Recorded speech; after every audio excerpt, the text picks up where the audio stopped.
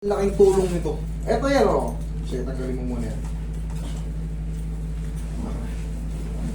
Ayan o, tingnan mo. Tingnan mo yung position na to. O, tingnan mo. Ayan o. Madalas nyo itong nakikita. Ayan o. O, ayan o, tingnan o. Ayan o. O.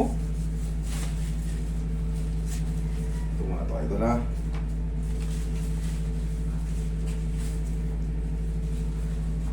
Relax na nga ito. Huwag lalabanan. Hindi naman masakit ito. Relax na. Isa pa. Okay, kabilang side. Relax. Isa pa.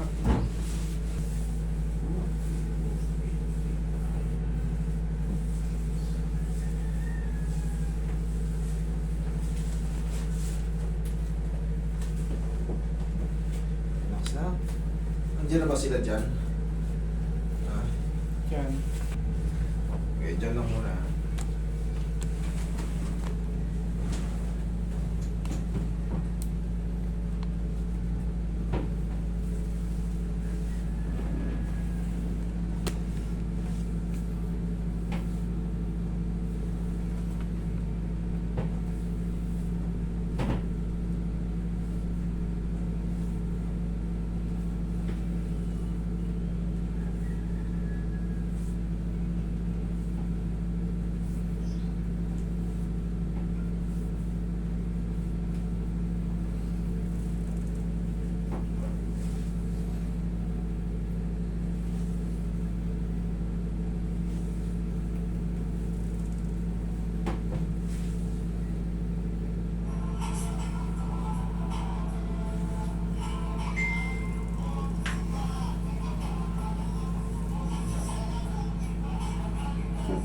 Naglalaw eh, depende. Ito ngayon sa kaliwa siya.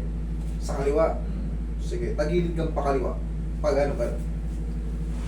Ah, yung ugat niya talaga parang may naiipit. Yung ugat niya, parang may naiipit. Ganun ang pakiramdam mo. Pagka nakahiga ka, parang may naka... Hindi kahit nakatayo rin. Kahit nakatayo. Pag naglalakad halimbawa.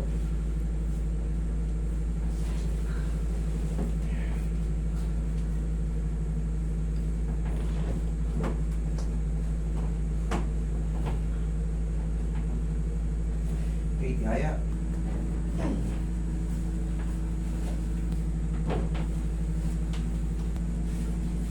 Kailangan palagi mararamdaman humina. Master, meron pa kaso. Humina na siya. Tapos hintay lang tayo ng 4 to 5 days. Boom! Wash out na yan. Pero pag ang naramdaman mo, Master, parang lumala ah. Sumakit pa.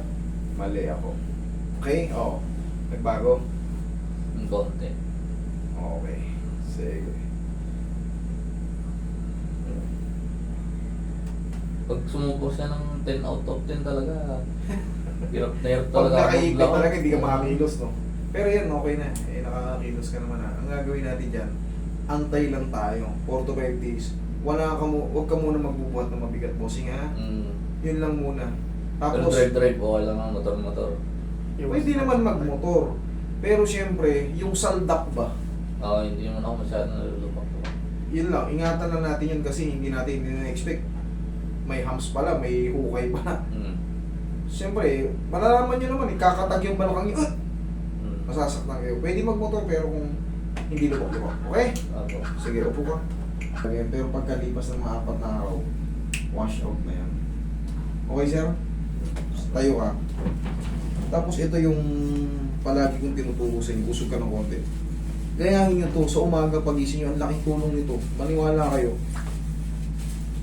Go. Yung umaga. Oh, ikaw nga. Yan. Lakasan mo. Yan, kabila. Yan. Parang ka pala. Yan lang. Ang laking tulong yan. Okay? Thank you.